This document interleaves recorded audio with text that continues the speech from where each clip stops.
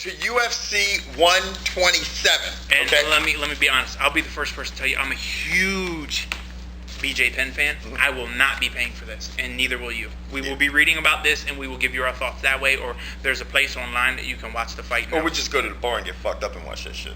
I'll still be on painkillers. That'll be fun. You be rolling up. Yeah, man. That's, that could be fun as shit. Anyway, the first fight is going to be Kyle Noki. This whole card is not worthy of $50. Yeah, I mean it's. But you know what's funny? Every time we say that, the card ends up being phenomenal. You can't put back to back. He has 3 straight pay-per-views. Yeah. He's got one card that's not. And you know what? You're right. It's not worthy of fucking paying $50. It's even worse than this one. The one that's going to be on Versus Network in between this one and his next one. It's ridiculous. Whatever. Well, first fight is a middleweight bout between Kyle Noki and Chris. Here we go.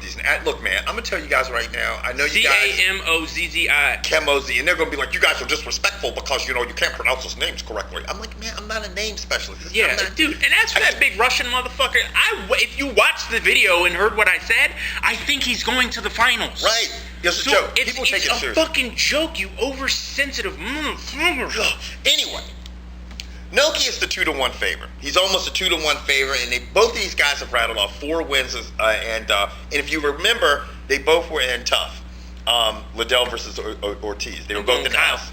I'm going to go with Kyle. I think that he's fought some tougher opponents. I just think he's the better fighter. Now, moving on to a welterweight battle, which pits Carlos Conduit, and the only reason I'm saying this shit is because I can say both their names. Condit? Versus Chris Lytle. Is it Conduit Pipe? Like, is he? Whatever, go ahead. Man. Carlos Condit does who? Chris? Versus Chris Lytle. Right. Condit's the favorite, 2-1. But you know what? I'm going with Lytle. Are you really? Yeah, I'm going against. Did you see Condit's last fight? Nope.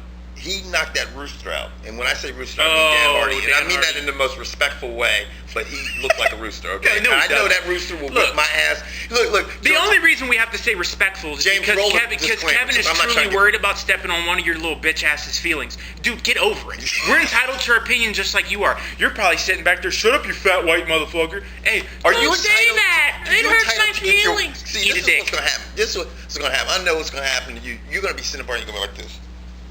We're going to be in Vegas, and you're going to be like this, Kevin, I think we're in trouble. Why? This motherfucker over across the bar staring at us. I'd be like, oh, damn, it's Dan Hardy, man. Can't you tell by his red mohawk? And then he's going to go, hey, chaps, what bloody fuck you say about me again? And I'm going to be ducking because he's going to hit you in the face. Right. I'm going to get set the fuck up. Him and 5 and hooligans. He'll roll out of the bar and no fuck us up, man. Pretty much. Then I'll have to get knee surgery. Anyway, I got Condit. Fuck with you. I think he's nasty. Okay, I'm going with Lytle. He's won 3. Lytle's had 4 straight victories, but Condit's had 3 straight victories, and he's beat some good guys, and he knocked out Hardy. Now, moving on to the lightweight bout. And I'm going to tell you what, this is going to be a battle. These 2 dudes are going to stand in the middle of the ring and bang. Dennis Seaver's arms are about this long, but when that little T-Rex connects, yeah, man, he will crocodile arm the shit out of your ass. Now, I'm going to tell you what, on the other side is George Sotiropoulos. Okay, we're just going to call him George to lick a lot of puss. You know what? If it's gay, then it doesn't work. It's not going to work out. But George, you know what? If you're watching this, George, lick a lot of puss. That's our nickname for you. That's a cool nickname to have, huh?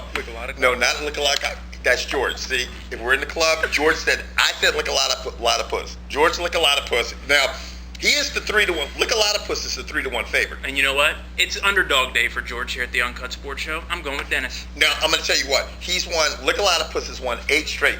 Lick a lot of puss has never lost in the UFC. Okay. And that's it. No more about lick a lot of puss because we're moving on to the next bout, which is Michael Bisbing. Now, I'm going to go out on a limb and say this card is not in America. It could be. I don't think it is. I think it's either in Germany or somewhere else. And the only reason I say that is because Michael Bisbing doesn't fight in the States. Yeah. Well, when's the last time Michael Bisbing fought in the U.S.? I'm not sure. He usually fights on their UK cards now. Can you guys Wikipedia that shit for us? Because I'm not doing it. But Michael Bisbing is going to be fighting Jorge Rivera. Okay, now, I'm going to tell you what. Bisbing's going to knock this cat out. No. Okay, look. Bisbing has only lost 3, but Bisbing he's won his last 2 fights. He's only had 3 losses in the UFC, but he had struggled a little bit for a while there. Now, I'm going to tell you what. This guy, Rivera, okay, is fucking dangerous. Look, I'm going with my Mexican homeboy, Jorge is going to knock Michael out.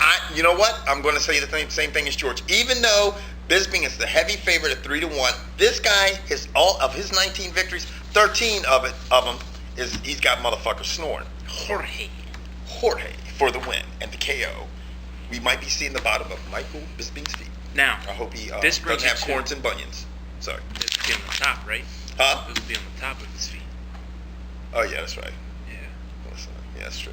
Unless he walks on coals and shit, but he's not. He's not black. Okay. Anyway, on to BJ Penn versus Jon Fitch. Like I started this whole segment, I'm a huge BJ Penn fan, but I don't see how you're gonna win this fight. And the reason I say that is because let's face it, you're a little dude.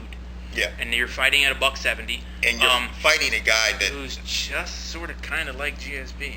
This is what you have to look at. If there's every time there's somebody in sports that's just a phenom, which right now in this class is GSP.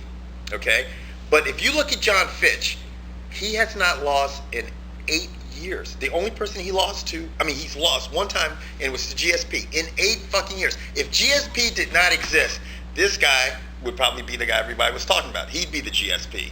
You know what I mean? Of this class. I can't see Penn beating him. Well, I tell you what, thank God for marketing, there is a GSP, because I couldn't imagine to see Jon Fitch trying to sell underwear. That's an ugly dude. Jon Fitch is he's not. I wouldn't go on and say he looks like John Malkovich. You know what I'm saying? Mm-hmm. He got. I saw that movie Red. That was pretty good, man. Got it at the house. Haven't watched Anyway, this is the thing. If Penn is to win this fight, in my opinion, and I know you guys don't really give a shit about my opinion because somebody will tell me. Somebody will say, "Hey, you know what the fuck you talking about, Negro?" But I'm gonna give it a shot. If he's to win this fight, he's got to do the exact same thing he did to Matt Hughes and knock his ass out. Do you think he can do it? Nope. I think Jon Fitch is going to take him down. Yeah. Which, and BJ Penn has excellent jiu-jitsu, but Jon Fitch is so strong and so big. You don't think Matt Hughes is so strong and so big and a great wrestler? But he has nothing else. He doesn't have any jiu-jitsu. He has nothing. Matt Hughes is a wrestler, period. But it doesn't matter. Yeah, it does matter. All he could do is, he's a lot like he's a lot like GSP used to be. Well, he just got caught. I'm saying he's still got Penn has the chance to catch you, Fitch. How? How do you knock somebody out when you're laying on your back? Well, obviously, Hughes' plan was to take Penn down too. Do you think that he wanted to stand up? I think Matt Hughes is like, fuck it, my career's over. I'm not holding the belt anymore. I'm just going to stand up and give the people what they want. Oh, okay. Which is kind of like what Rich Franklin does now. Right. They trot Rich Franklin out there, and Rich Franklin knows, I'm not getting the belt at 205. I'm not getting the belt at 185. I might as well just, give the fans what they want. I'm going to stand here and throw punches. And that's all Matt. Right. And that's what Matt Hughes has been trotted out there. I love that shit. Why do you think Matt Hughes and Rich Franklin still have jobs? Yeah. It's not because they're going to contend for a belt. Because they're entertaining fighters. Right. And they've been told, look, you're going to have to go out there and stand up and throw punches. 127. Guys, like I say all the time, and George cuts me off, it's a forum, so you leave your comments, keep it going. You don't cut me off? Watch right now. Watch the end of the video. I'm cut off.